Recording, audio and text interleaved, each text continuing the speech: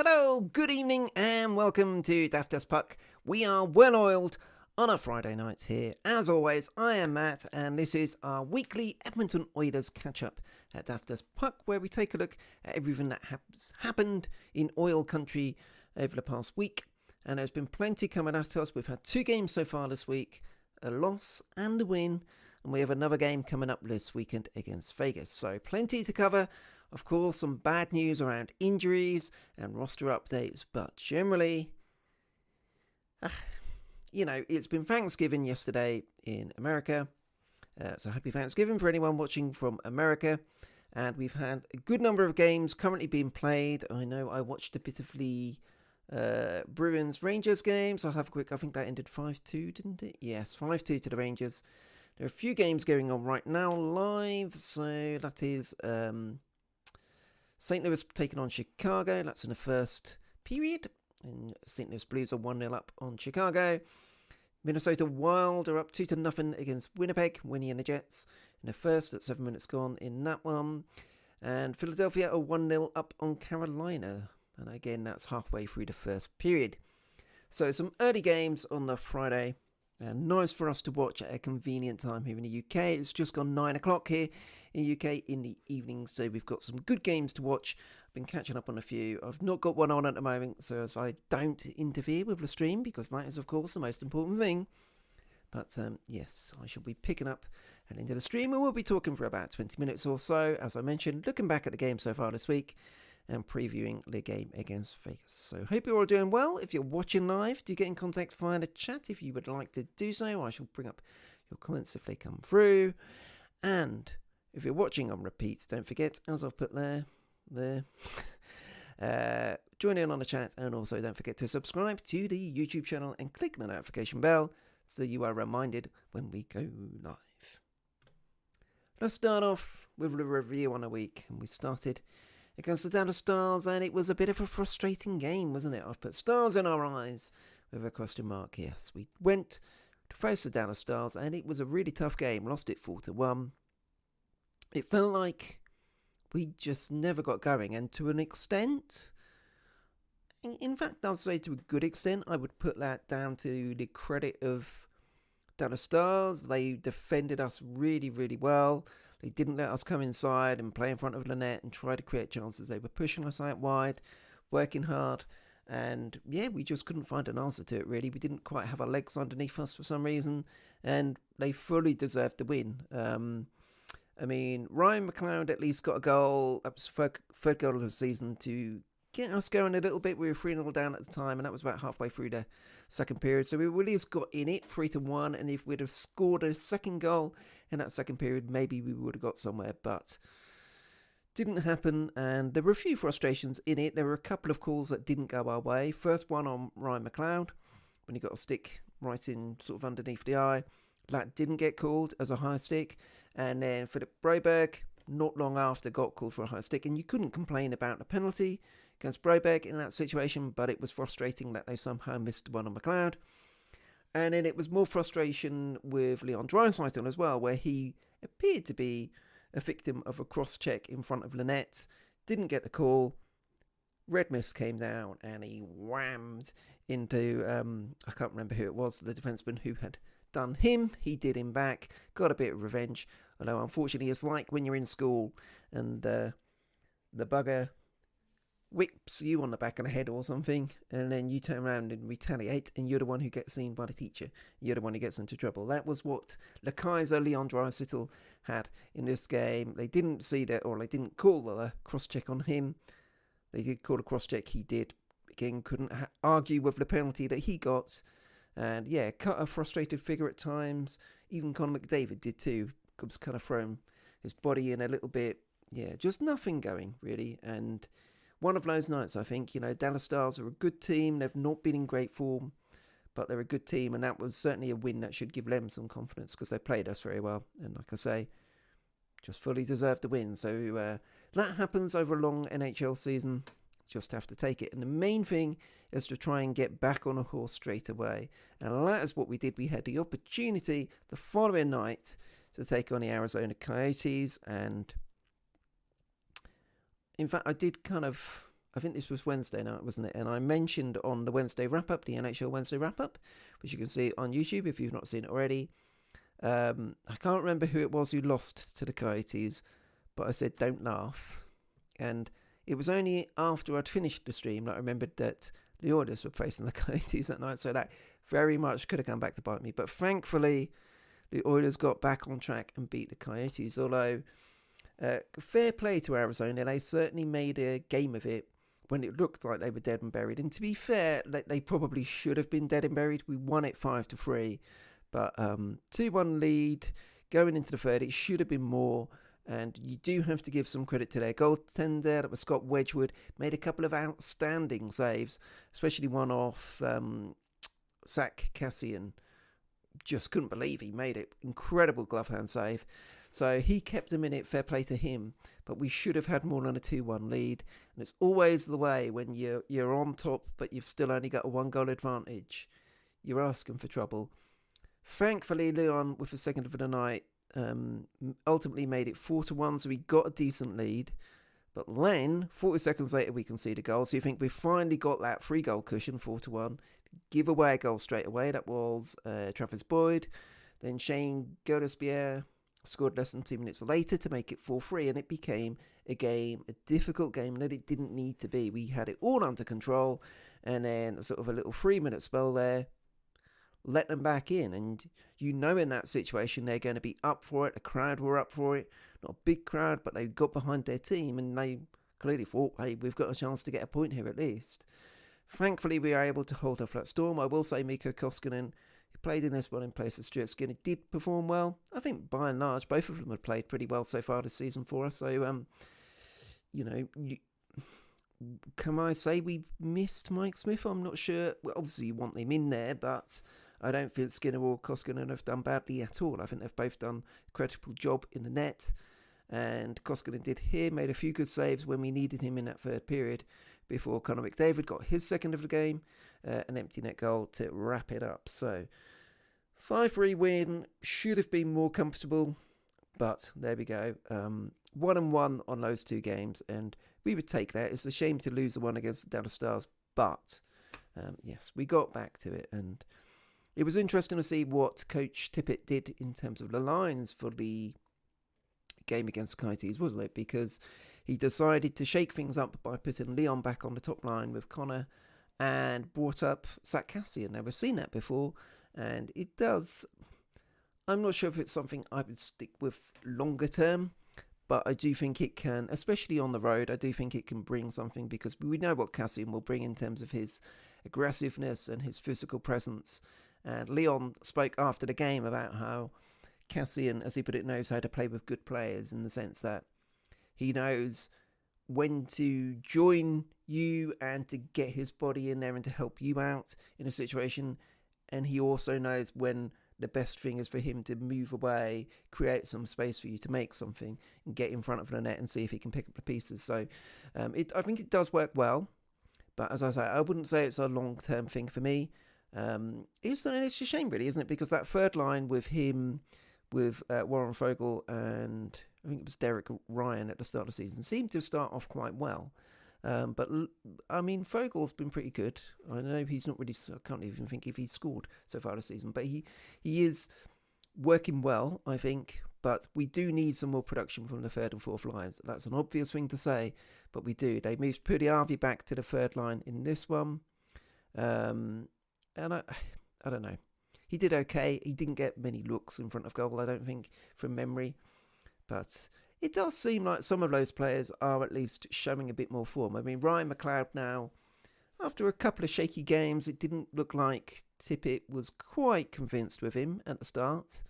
At least not in terms of quite being ready now, rather than not rating him at all. He has felt like he's settled in a bit more and is playing his natural game, which is good. Colton Seaver, I thought, played pretty well against the Coyotes. Cole Turris did a couple of good things, so there's potential there, but we need some production from the third and fourth lines, and maybe shaking things up a bit is the thing we need to do. We've seen in the previous two games to that, Brandon Perlini measuring up with Connor McDavid at times. We know how good a pre-season Pelini had, scoring 6 goals. We've not seen any of that so far this season, but we know he's good in front of net. So I like the way of occasionally shaking it up like that and putting someone like McDavid with Pelini to say, hey, if we can get 1 goal for him, maybe he'll go on a run. So that makes sense. So I'm fine enough with the offensive lines. I think they'll possibly stick with what they've got against Vegas on Saturday, but we'll see. But of course, the main issue is in terms of the injuries with the defense. So I've not yet seen any real word on how long Duncan Keith is meant to be out for. I don't know if anyone out there has to this point. Didn't seem like it was something that would be longer term, maybe just a game or 2. So I guess it's possible he'll be playing Vegas tomorrow on Saturday, but we don't yet know. I've not had any updates on that on Twitter as to if he's been practicing today, if they are practicing today. I assume they are, but I'm not sure. But we really want him back. I mean, Philip Broberg, I've liked what I've seen of him. I do think he's going to be a good player for the Oilers in time. And you just expect a young guy like him, a young defensive guy, he's going to make a few mistakes in terms of how he handles the puck and how he makes his decisions sometimes. That's part of learning to play in the NHL. So you can't expect him to not make some mistakes, really, where he is in his development as a player. But I do like the look of him. I do think he's looked good. He's looked confident, at least, which is half the battle sometimes for a young player. So yeah, I've been impressed with him, and Largerson was in as well against the Coyotes. I think both of them played pretty well. I will say I thought Chris Russell in particular had a really good game against Arizona. Really put himself about a bit. I can't remember what the stats were. I'll try and bring them up, but in my head he had something like 7 blocks or something like that. I may have made that up, but let me have a look for you.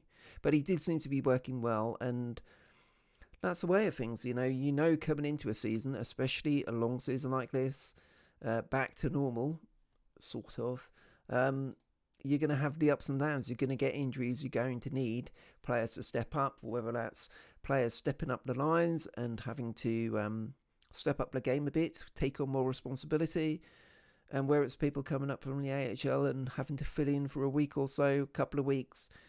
You're not expecting them to be stars. You're not expecting them to be outstanding. You just want them to do a job for you. And yeah, so far that's looked pretty encouraging, I would say. Let's have a look at Russell. So he was +2 in the game against Arizona. 3 hits, 3 blocks. That's what I was looking at. 6 in total. Yeah. Yes, they did pretty well, I thought. 22 minutes, just under 23 minutes on the ice. Actually, that was the most of any defenseman in that game. So, of course, we were going back to back, so they were hoping to not use some of the others quite so much. Although it is interesting that Evan Bouchard only was on the ice for just over 15 minutes of this one, whereas Broberg was on for 21. Now, that's maybe matchups a little bit and pairings. But yeah, Bouchard, I think they reduced his workload a little of late. I'm not sure I would say he's particularly had a dip too much in form. But I think it comes back to he was in the partnership with Nurse. And with Nurse out, we really need to shake things up a bit. And he's perhaps been a bit of a victim of that to an extent, which is affecting his time on the ice. But I'm sure he'll come good for us. So there we go. Yes, so looking at that game against Arizona, 44 shots on goal in that one. For the Oilers, 2 for 4 on the power play. And of course, both Connor McDavid and Leon Draisaitl both having 4-point games. And they are just incredible. We know they're incredible. You expect them to be incredible. The story of the Oilers season is going to be what sort of backup they have from the other players, as per usual. And we need some guys to step up. And no better time to do that than on Saturday against the Vegas Golden Knights, you would say. Well, exactly. And this is going to be an interesting game. The Golden Knights had a bit of a tough start to the season and have had plenty of injuries along the way. But to this point, they have really kicked on in the last week or so. They have won 7 of their last 10, so they're 7-3-0 in their last 10. Oilers are 6-4-0.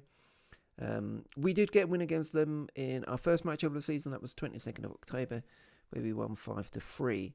But yeah, the Golden Knights are a slightly different proposition at the moment. They've got some of their players coming back from injury. So it will be an interesting matchup. I don't know if they're going to be wearing their silly shiny helmets, which always annoy me, but all the better if they do, if we go on to beat them, of course. And yes, we will see who's in net. You would expect, I guess, Stuart Skinner to be back in, but we will see. I guess Lena is going to be in for them. I don't think they're playing tonight, are they? No, they're not playing tonight. So they would have had a few days off. So you'd guess Lena would be in there. And yeah, it's a tough outing, but a game we can win. And it would be a good time to get a win against them. Go 2-0 against them so far this season, and that would be lovely because they are still going to be a threat. Yes, they've started off difficult with some difficulties, and yes, the Flames are leading the Pacific at the moment, but you surely expect Vegas to be coming good and to be real challengers to win the division when we get to near the end of the regular season. So whatever wins we can take off them now, all the better. So fingers crossed we're able to do that. And the details there I've put on the bottom. So it is a 5 p.m. start Mountain Time. So it's 1 a.m. in the very early hours of Sunday morning for us in the UK. I've got quite a busy Sunday actually, and more on that. So there won't be a Sunday hockey breakfast this Sunday because I'm kind of busy with various things. Fortunately, actually it should be good fun. But yes, I probably won't be watching live, is what I'll say, at 1 a.m. in the morning because I've got a busy day in the offing on Sunday. But we need you all to get back on it and to get another win, to pile up those wins because the Flames are annoyingly ahead of us. And I will see if I can bring up the standings. Let's see if this works. No. Here we go. Okay, there we go. Right, so here we are in terms of the standings. So yes, Calgary 29 points from their 20 games, plus 30 goal difference. And Edmonton 28 points from 19. So if we win our game in hand, we go top. That's what we need to worry about. And goals against for Calgary 38. They are being a typical suitor team, of course. But yeah, you see there Vegas really catching up now, 12-8, 24 points. They're going to be there and thereabouts at the end of the season, as we know. And Anaheim had that great run, 8 wins in a row. But I think, I don't know, well, they've lost 3 in a row now since that point. I'd be surprised if the Flames, Oilers and Golden Knights are not the 3 teams in the top 3 come the end of the season. There's so much time to go before then that, we'll have to see how it all shapes out. And looking in the other divisions quickly, Minnesota, they're leading at the moment, but they're 25 points leading the Central. Florida 31, cruising at the moment, 14-2-3. Carolina 29 points for them, 14 wins out of 18. So there we go. Lots of games, lots of things going on this weekend, and it's been exciting. Like I say, there's been some good games already going on this evening here in the UK, this afternoon out there in North America, and I shall be getting back to watching some of those, I think. So there we are, the Oil 1-1 so far in this week with the loss to the Dallas Stars, but then coming back with a win against the Coyotes, and we get back to it on Saturday tomorrow, early hours of Sunday for us here in the UK against the Vegas Golden Knights. Hopefully Duncan Keith will be fit and raring to go again, and we'll see what Tippett does in terms of the lines, but I suspect he'll keep it fairly similar at the top and keep Cassian, McDavid and Draisaitl together. But we shall see. Anyway, thank you for watching, if you've been watching live or watching on demand.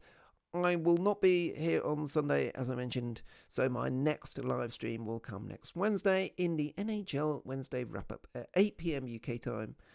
So that is midday Mountain Time, where we will be looking at all 32 teams, picking out stories about each one, whether it's good, whether it's bad, whether it's funny, whether it's sad, something for everyone in the NHL Wednesday wrap-up.